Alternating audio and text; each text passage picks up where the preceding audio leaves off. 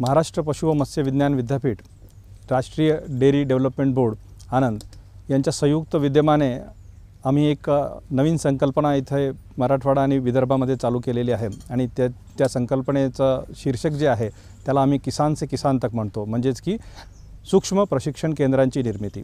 सूक्ष्म प्रशिक्षण केंद्र ही आपल्या विदर्भामध्ये सध्या प्रायोगिक तत्वावर 3 जिल्ह्यांमध्ये कार्यान्वित आहेत आणि त्यामध्ये पहिलं सूक्ष्म प्रशिक्षण केंद्र जे आहे हे नागपूरमध्ये बीना ह्या गावामध्ये, कामठी तालुक्यामध्ये बीना या गावामध्ये इथं कार्यरत झालेलं आहे।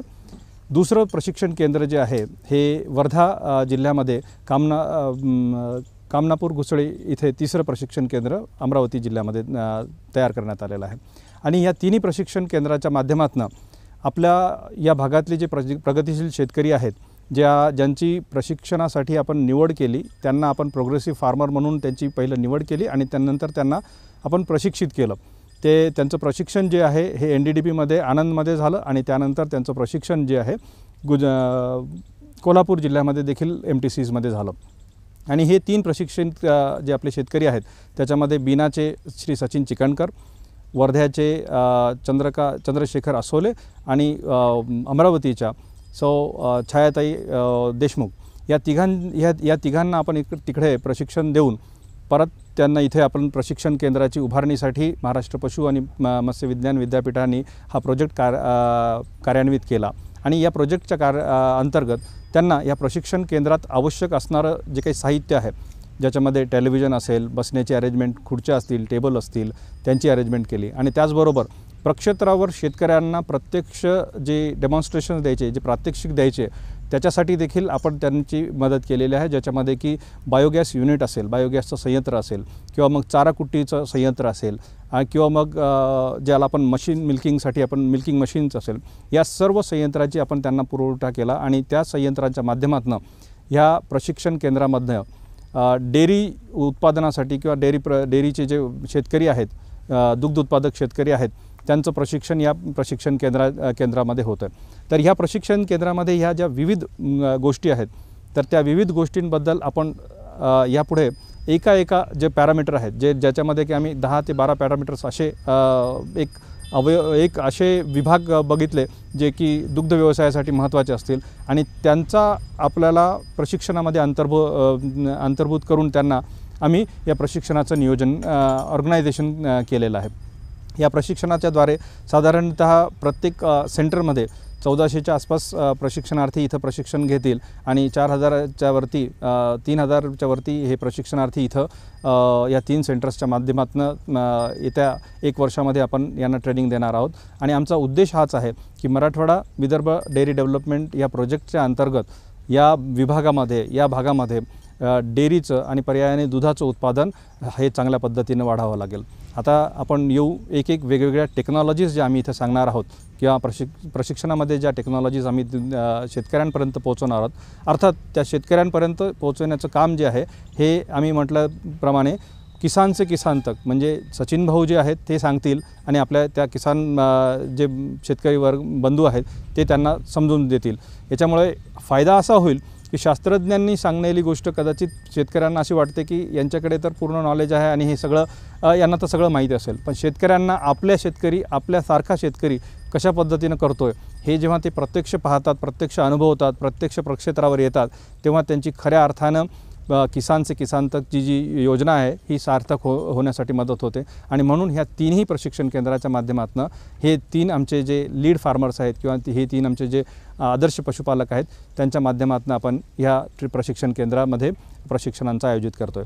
तर चला आपण पाहू की ह्या वेगवेगळ्या टेक्नॉलॉजीज ज्या आहेत जे तंत्रज्ञान जे आहे वेगवेगळं, ते कुठलं तंत्रज्ञान ह्या 1 दिवसाच्या प्रशिक्षण केंद्रामध्ये शेतकऱ्यांपर्यंत आम्ही पोहोचवण्याचा प्रयत्न करतो आहोत.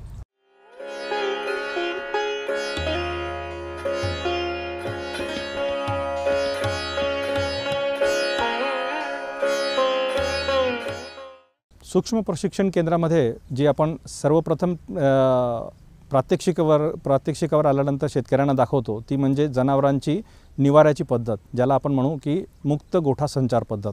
आणि याचं करण्याचा उद्देश हाच आहे की या मुक्त गोठा संचार पद्धतीमध्ये जनावरांचं व्यवस्थापन हे शास्त्रीयरित्या चांगल्या पद्धतीनं होतं.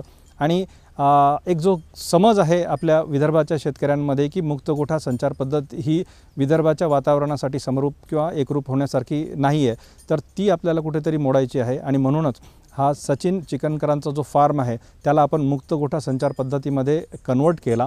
आणि आपण आता पाहू शकाल की इथं ज्या गायी आहेत, होल्स्टेन फ्रिजियन आणि जर्सीच्या ज्या गायी आहेत, ह्या चांगल्या मुक्त गोठ्यामध्ये फिरत आहेत.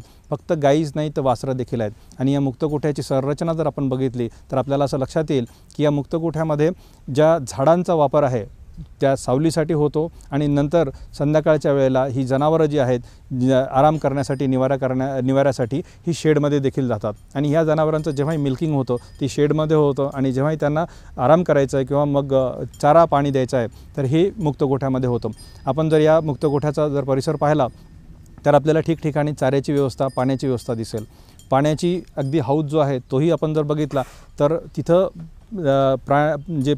पाण्याची व्यवस्था अगदी स्वच्छ पद्धतीने पाणी तिथं तयार आहे. आणि 24 तास त्यांना पाण्याची उपलब्धता आहे, 24 तास त्यांना चाऱ्याची उपलब्धता आहे. आणि याच्यामुळं होतं काय की जनावरांना प्राकृतिक स्वभावामध्ये राहायला भेटतं आणि त्यांचा वाढ, विकास आणि त्यांचं प्रजनन, संगोपन हे सर्व चांगलं होतं. आणि याचा जो उपयोग आहे किंवा याचा जो परिणाम आहे हा त्यांच्या दूध उत्पादनासाठी अत्यंत चांगल्या पद्धतीने होतो. त्याच्यामुळं मुक्त गोठा संचार पद्धत ही आपल्याला एक चांगली टेक्नॉलॉजी म्हणून इथं आपण या प्रशिक्षण केंद्राच्या माध्यमातून शेतकऱ्यांपर्यंत पोहोचवत आहोत.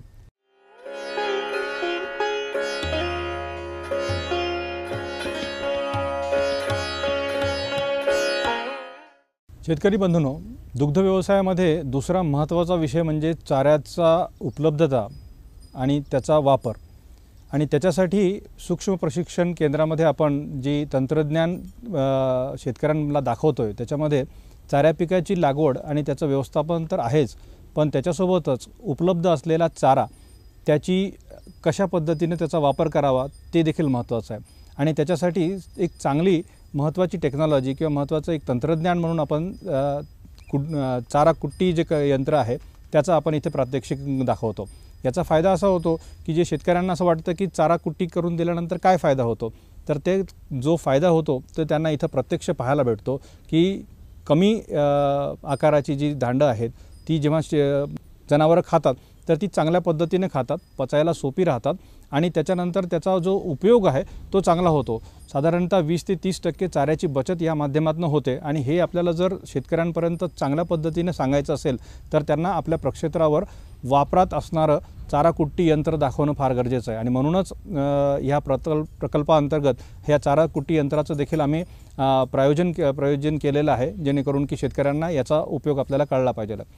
आपण जर बघत असाल की या चारा कुट्टी यंत्रासोबतच जिथं आपण चाराची कटिंग झाली का त्याच्यानंतर पुढचं जे तंत्रज्ञान आहे ते देखील आम्ही त्यांना इथंच डेमॉन्स्ट्रेशन्समध्ये सांगतो. आणि ते म्हणजे मुरघासाची निर्मिती. मुरघास म्हणजे आपण ज्याला सायलेज म्हणतो किंवा मग जे चारा उपलब्ध आहे, हिरव्या चारा जो मुबलक प्रमाणात जेव्हा आपल्याकडे उपलब्ध असतो त्याला आपण साठवणूक करून जेव्हा सायलेजमध्ये तयार करतो त्याचं देखील तंत्रज्ञान शेतकऱ्यांपर्यंत पोहोचायला पाहिजे.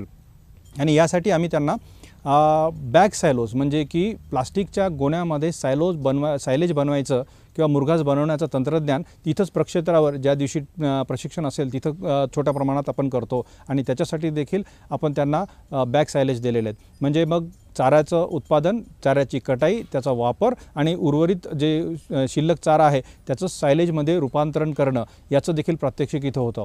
याचबरोबर जी नवीन तंत्रज्ञान आहे, जसं की एकाच पद्धतीचा चारा न देता चाऱ्याला सुका चारा, ओला आणि हिरवा चारा मिक्स करून त्याला जर आपण आलोपासोबत दिलं तर ज्याला आपण म्हणतो की मिक्स्ड पद्धतीचं आहार पद्धत, तर त्याचा देखील आपण इथं आपण डेमॉन्स्ट्रेशन देतो आणि ह्या प्रक्षेत्रावर आपण त्यांना प्रात्यक्षिक करून दाखवतो की सुका चारा आणि ओला चारा जेव्हा मिक्स करून देतो त्याच्यामध्ये काय होतं की सुका चारा आणि ओल्या चाऱ्याची वापर जो आहे तो सुनिश्चित चांगल्या पद्धतीनं होतो आणि जनावरांचा जो एक स्वभाव असतो की एखादा पदार्थ खाणं, एखादा पदार्थ टाळणं, ते देखील आपल्याला कमी होतं आणि याच्यामुळं काय होतं की चांगल्याच पद्धतीने जास्तीत जास्त प्रमाणात चाऱ्याचा उपयोग जो आहे ह्या डेअरी व्यवसायामध्ये होतो आणि याचा आपल्याला माहितीच आहे याचा उपयोग काय, तर अर्थात जास्तीत जास्त दूध देणाऱ्या ह्या गायी आपण इथं पाहू शकाल या प्रक्षेत्रावर.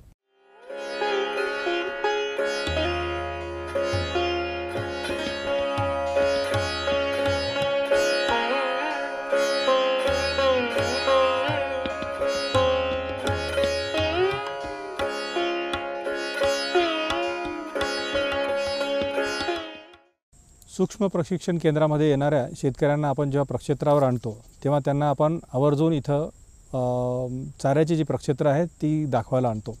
त्याचं कारण असं आहे की इथं मराठवाडा आणि विदर्भामध्ये जर विचार केला तर लोकांना हे वाटतं की हिरव्या चाऱ्याची आवश्यकता एवढी जास्त प्रमाणात त्यांना लक्षात येत नाही आणि म्हणून आपल्याला दुग्ध व्यवसायासाठी सगळ्यात महत्त्वाचं जे आहे आहारामध्ये जे हिरव्या चाऱ्याची उपलब्धता ती सुनिश्चित करणं देखील महत्त्वाचं आहे आणि म्हणून आपण अशी प्रक्षेत्र निवडलेली आहेत की जिथं त्यांनी वेगवेगळ्या प्रकारचे चाऱ्यांची जी निर्मिती ती केलेली आहे. आपण आता इथं पाहू शकाल की ह्या प्रक्षेत्रावर वेगवेगळ्या सीझन्समध्ये वेगवेगळ्या ऋतूमध्ये त्यांनी आपल्या चाऱ्याची सुनिश्चितता केलेली आहे. मग ती ज्वारी असो, ती मका असो किंवा मग लुसर्न असेल किंवा बरसीम असेल, अशा विविध चाऱ्यांची जी निर्मिती करतात आणि त्या चाऱ्याच्या निर्मिती माध्यमातून इथे चाऱ्याच्या निर्मितीचं सर्व तंत्रज्ञान त्यांना शिकवलं जातं. चाऱ्याचं वाण कुठलं निवडायचं, आपण एक बघितलं असेल की आपण चारा म्हटलं की आपल्याला सगळ्यांना मक्का वाटतो, आपण चारा म्हटलं की आपल्याला सगळ्यांना DHN फक्त त्याचीच जात माहिती आहे. पण ह्याच्या व्यतिरिक्त देखील आपल्याला द्विदलीय किंवा मग लुसन बरसीमसारखे जे चारा पिकं आहेत त्याचं देखील उत्पादन करता आलं पाहिजे आणि त्याच्यासाठी आपल्याला ही प्रक्षेत्र आपण त्यांना इथं आणून दाखवतो. आज आपण या प्रक्षेत्रात जिथं आहोत तिथं आपल्याकडे सध्या जो चारा उपलब्ध आहे तो ज्वारीचं पीक आहे. याच्या अगोदर जे होतं ते त्यांनी मक्याचं पीक जे आहे हे दुसऱ्या शेतामध्ये त्यांनी घेतलेलं आहे आणि अशा पद्धतीनं हे जे चारा उत्पादन आहे हे चारा उत्पादन ते पूर्ण वर्षभर चाऱ्याला उपलब्धता कशी सुनिश्चित होईल याच्या हिशोबाने करतात आणि त्याच्यामध्ये मग ह्या मल्टीकट व्हरायटीज ज्या आहेत मेजच्या, ज्वारीच्या, त्याचा ते वापर करतात आणि सोबतच लुसन बरसीम देखील त्याच्यामध्ये ॲड करतात. जेव्हा ह्या चाऱ्याचं उत्पादन जे आहे हे जास्त प्रमाणात होतं तसं आपण बघितलं की तिथे सायलेजची व्यवस्था देखील आहे आणि सायलेज म्हणजे ही जी प्रक्रिया आहे मुरघास बनवण्याची ती देखील आपण त्यांना इथं व्यवस्थित पद्धतीने स्टेप बाय स्टेप शिकवत असतो. सायलेज बनवण्यामध्ये आपल्याला हे एक माहिती आहे की जो हिरवा चारा आहे हा योग्य वेळी त्याचं कट करून त्याला साठवणूक करणं गरजेचं आहे आणि ते तंत्रज्ञान आपण शिकवत असताना शेतकऱ्यांना इथं प्रक्षेत्रावर आणतो.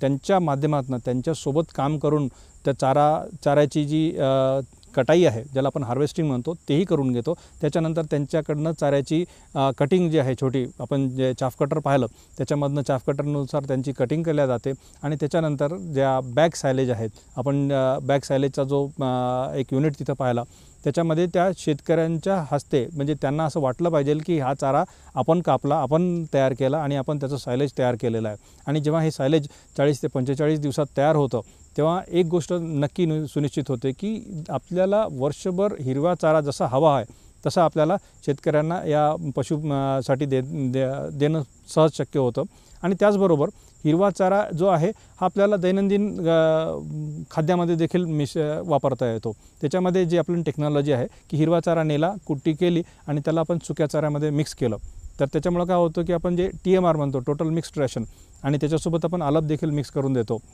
आणि हा चाऱ्यांचं जे मिक्सचर आहे हे देखील शेतकरी स्वतः करतात, स्वतः पाहतात आणि स्वतः शिकतात. याच्यामुळं काय होतं की शेतकऱ्याला हे लक्षात येतं की चारा जो आहे हिरवा असेल, सुका असेल किंवा आलप असेल या सगळ्यांना एकसाथ जर दिलं तर याच्यामध्ये मनुष्यबळाची जी आवश्यकता आहे ती देखील कमी होते आणि आपल्या असणाऱ्या संसाधनाचा सगळ्यात चांगला उपयोग होतो. मग तो हिरवा, सुका किंवा मग आलप ज्याचा असेल त्या सर्व संसाधनांचा जे उपयोग आहे हा चांगल्या रीतीने जनावरांच्या उत्पादनासाठी होतो आणि त्यांच्या दूध वाढीसाठी याचा उपयोग होतो।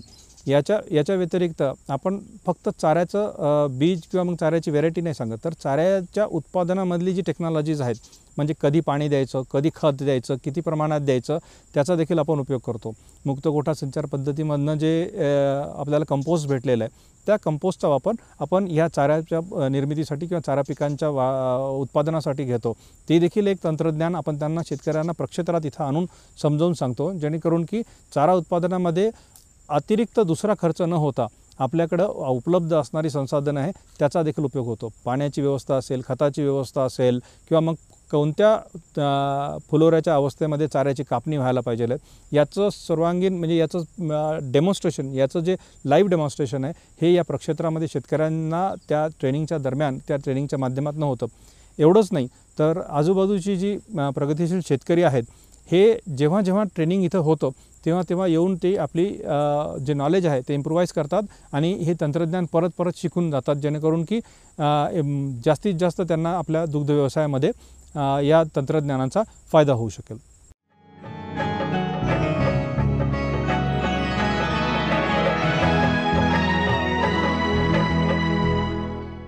शेतकरी बंधूंनो, दुग्ध व्यवसायातलं एक सगळ्यात महत्त्वाचा घटक म्हणजे आपल्याकडे तयार होणाऱ्या नवीन पिढीबद्दल, आणि याच्यामध्ये नवीन पिढी म्हणजे नवीन वासरांची जी प्रजाती आहे किंवा नवीन वासरं जी तयार व्हायची ती आहे। प्रक्षेत्रावर आपण बघितलं असेल की चांगल्या वाणाची दूध देणारी गायी तर आहेत आपल्याकडे, पण त्यासोबत वासरांचं संगोपन देखील आपल्याला शेतकऱ्यांपर्यंत पोहोचवणं फार गरजेचं आहे। आणि त्यामुळे आपल्याकडे दर वर्षाला एक वासरू अशी ही जी संकल्पना आहे ती या सूक्ष्म प्रशिक्षण केंद्राद्वारे आपण त्यांना सांगतो, आणि ते समजवत असताना वासरांचं संगोपन जे आहे ते देखील आपण त्यांना डेमॉन्स्ट्रेशन करून किंवा मग त्यांना समजून देखील सांगत असतो। त्याच्यामध्ये वासरांच्या संगोपनामध्ये वासरांचे जे जन्म झाल्यानंतर जी काळजी घ्यायची आहे, नाळ कापणे असेल किंवा मग त्याला साफसफाई करणे असेल किंवा मग वासरांच्या जी शुश्रूषा आहे ती करायची असेल, याच्याबद्दल माहिती आपण त्यांना देतो। त्याचबरोबर की चिक कसा द्यायचा, किती वेळात द्यायचा। आपल्याला सगळ्यांना माहिती आहे की शेतकरी जे आहे हे वजनाच्या म्हणजे वासराच्या वजनाच्या 10% आपण चिक द्यायचं सांगतो, पण चिक देताना तो 24 तासाच्या मध्ये कमीत कमी 3 ते 4 वेळेस विभागून द्यायला पाहिजे, जेणेकरून की त्याचं जे पचन आहे ते व्यवस्थित होतं। याची देखील आपल्याला त्यांना समजून सांगणं गरजेचं आहे। ह्याचा देखील आपण इकडे डेमॉन्स्ट्रेशन देतो, आणि कशा पद्धतीनं सेपरेट करायचं, कशा पद्धतीने पाजायचं, कशा पद्धतीनं चिक्सला फीड करायचं किंवा मग वासरांना फीड करायचं, याचं तंत्रज्ञान आपण त्यांना सांगतो। त्याचबरोबर लसीकरण जे आहे हे देखील महत्त्वाचं आहे। जन्मल्यानंतर कधी लसीकरण करायचं आणि 6व्या महिन्यापर्यंत ते लसीकरण कसं कंटिन्यू करायचं, आणि त्याच्यानंतर प्रत्येक 3 महिन्यानंतर लसीकरण द्यायचं। लसीकरण देत असताना ती पण काळजी घ्यायची की लसीची मात्रा जी आहे कोणती आहे, का लसीची जी कंपनी आहे ती आपण बदलायला पाहिजे, जेणेकरून की एकाच पद्धतीचं जे डिवर्मिंग आहे ते न जाता त्यांचा वेगवेगळ्या पद्धतीचं डिवर्मिंग त्यांना गेलं पाहिजे। आणि अशा पद्धतीने आपण वासरांचं जे संगोपन आहे हे चांगलं पद्धतीनं सुनिश्चित करतो। हे करत असताना आपण त्यांना वासरं तर तयार करायचीच आहे, पण नवीन तंत्रज्ञानासोबत वासरं तयार करताना आपण त्यांना 3 गोष्टी महत्त्वाच्या सांगतो। त्या ज्या आपल्या महाराष्ट्र पशु मत्स्य विज्ञान विद्यापीठाचं तंत्रज्ञान आहे त्याच्याबद्दलची माहिती आपण त्यांना देतो। त्याच्यामध्ये सगळ्यात पहिलं म्हणजे आपल्याकडे उपलब्ध असणारं जे तंत्रज्ञान आहे ते म्हणजे क्रॉस ब्रीडिंगसाठी आपण आर्टिफिशियल इन्सेमिनेशन किंवा मग कृत्रिम रेतन जे करतो ते करतो। पण ते करत असताना कृत्रिम रेतन तर आपण सगळंच करतो, पण आम्ही त्यांना सांगताना पुढे एक स्टेप पुढे जाऊन सांगत असतो की कृत्रिम रेतन करत असताना आपण सेक्स सॉर्टेड सिमेन जे आहे, ज्याच्यामध्ये की 100% आपल्याला एक कालवडच होण्याची गॅरंटी जी असते सेक्स सॉर्टेड सिमेंटमध्ये, त्याचं देखील आपण त्याला इन्फॉर्मेशन देतो आणि माहिती देतो, आणि जेणेकरून की आपल्याला येणाऱ्या काळामध्ये चांगल्या प्रजातीच्या चांगल्या वाणाच्या ज्या गायी आहेत, फक्त गायी, तिथे त्याची निर्मिती आपल्याला सेक्स सॉर्टेड सिमेंटमधून होऊ शकते। महाराष्ट्र पशु मत्स्य विज्ञान विद्यापीठाचं एक नवीन तंत्रज्ञान जे आपण प्रसारित करत आहोत, त्याच्यामध्ये इन विट्रो फर्टिलायझेशन म्हणजे ज्याच्यामध्ये की भ्रूण प्रत्यारोपण आपण ज्याला म्हणू, तसं ते एक तंत्रज्ञान आहे। त्याचं देखील आपण इकडं मार्गदर्शन त्या शेतकऱ्यांना करतो, जेणेकरून की आपल्या इकडे चांगल्या वाणाच्या ज्या गायी आहेत त्यांचं भ्रूण जे आहे, जे एम्ब्रिओ आहे, हे आपल्या इकडल्या कमी दूध देणाऱ्या गायींमध्ये आपण प्रस्थापित करून पहिल्याच पिढीमध्ये एक चांगली वासरू, एक चांगलं कालोड आपण तयार करू शकतो. अशा पद्धतीचं ज्ञान देखील, अशा पद्धतीचं इन्फॉर्मेशन देखील त्यांना आपण देतो. म्हणजे आपण artificial insemination, sex sorted semen technology आणि IVF एवढ्यापर्यंत जाऊन कशा पद्धतीनं वासरांची तयारी करायची किंवा वासरं जन्माला घालायची त्याचं इन्फॉर्मेशन देतो. आणि नंतर झालेली वासरं ही चांगल्या पद्धतीनं मुक्त गोठ्यामध्ये कशा पद्धतीनं वाढवायची, त्यांना खाद्य कशा पद्धतीनं द्यायचं, त्यांचं आहार व्यवस्थापन कशा पद्धतीनं करायचं, आणि सगळ्यात महत्त्वाचं म्हणजे त्यांचं वजन वाढीकडे आपण लक्ष सातत्याने दिलं पाहिजे. की यांना आम्ही जे ट्रेनिंगमध्ये सांगतो की दर महिन्याचं त्यांचं वजन किती आहे, किती वाढलेलं आहे, आणि त्याच्यानुसार त्याचं खाद्य कशा पद्धतीनं आपल्याला चेंज करता येईल, कशा पद्धतीनं त्याला सुनिश्चित करता येईल, हे देखील आपण त्यांना सांगतो. दर वर्षाला होणारं एक कालवड म्हणजे आपल्याला आपल्या गोठ्यामध्ये आपलं पशुधन तर तयार होतच आहे, त्याचबरोबर आपल्याला गरजेला हे पशुधन विकून एक नवीन जे चलन आहे किंवा मग एक भांडवल जे आहे या व्यवसायामध्ये ते देखील आपण सुनिश्चित करू शकतो. त्यामुळं वासरांचं संगोपन हा एक महत्त्वाचा पार्ट या प्रशिक्षणाच्या माध्यमातून शेतकऱ्यांपर्यंत पोहोचत आहे.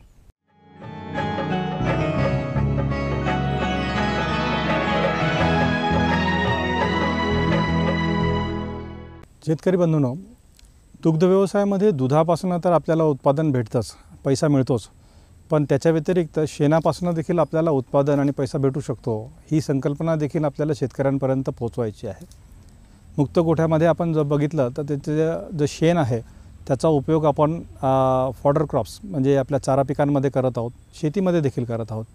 पण त्याच्या व्यतिरिक्त देखील या जनावरांपासून मिळणारं जे शेणखत आहे किंवा म्हणजे शेण आहे त्याचा वापर आपण शेणखताच्या सोबतच एक आपल्याला जे नवीन तंत्रज्ञान आहे ज्याचा वापर आपण करायला सांगतो शेतकऱ्यांपर्यंत, तो म्हणजे आहे हा बायोगॅस युनिट. हा बायोगॅस युनिट जो आहे हा पोर्टेबल बायोगॅस युनिट आहे. पोर्टेबल म्हणजे की त्याला आपण एका जागून दुसऱ्या जागी सहज आरामाने तयार करू शकतो. याला लावणं फार सोपं आहे. फार असं स्किल्ड मॅनपॉवरची याला गरज लागत नाही. शेतकरी आपण स्वतः देखील आपल्या प्रक्षेत्रावर याला लावू शकतात. साधारणतः 40 ते 60 किलो शेण दररोज जरी आपण त्याच्यामध्ये वापरलं आणि तेवढ्याच समप्रमाणात जर पाणी वापरलं तर 2 सिलेंडर म्हणजे 2 फॅमिलीजला पुरेल एवढं एवढा गॅसची निर्मिती इथं होत असते. आणि मागच्या 1.5 वर्षापासून जेव्हापासून हे सूक्ष्म प्रशिक्षण केंद्र इथं तयार झालेलं आहे, हा बायोगॅसचा युनिट जो आहे, संयंत्र आहे, जो चालू आहे. आणि मागच्या 1.5 वर्षापासून यांना सिलेंडर मुक्त हा परिवार म्हणजे हे सिलेंडर मुक्त हे घर झालेलं आहे. आणि त्याच्या माध्यमातून काय होतं की 2 फायदे होतात. एक तर आपल्याला जे रिसोर्सेस आहेत त्याचा वापर देखील आपल्याला होतो आणि त्याच्यामधनं जे पैसा आपल्याला वाचतो तो पैसा आपण डेअरी व्यवसायामध्ये नवीन तंत्रज्ञानासाठी आपण वापरू शकतो. अत्यंत सोपी आणि अत्यंत चांगल्या कारगर पद्धतीने करणारी ही टेक्नॉलॉजी जरी असली तरी फार मोठ्या प्रमाणात याचा प्रचार प्रसार आपल्याला झालेला दिसत नाही. आणि म्हणूनच एक नवीन उपक्रम, एक चांगला उपक्रम या भागामध्ये आपण व्हावा आणि ग्रामीण भागामध्ये जी समस्या आहे की लाकूड तोडायचं किंवा मग जाळायचं किंवा मग प्रदूषणाचा जो पार्ट आहे तो देखील इथे कमी होईल. आणि त्याच्यासोबतच शेणाचा चांगला उपयोग होऊन 2 पैसे तर शेतकऱ्याला भेटतीलच आणि त्याच्यासोबत त्यांचं जे गॅस सिलेंडरचा प्रॉब्लेम आहे तो देखील सॉल्व्ह होईल.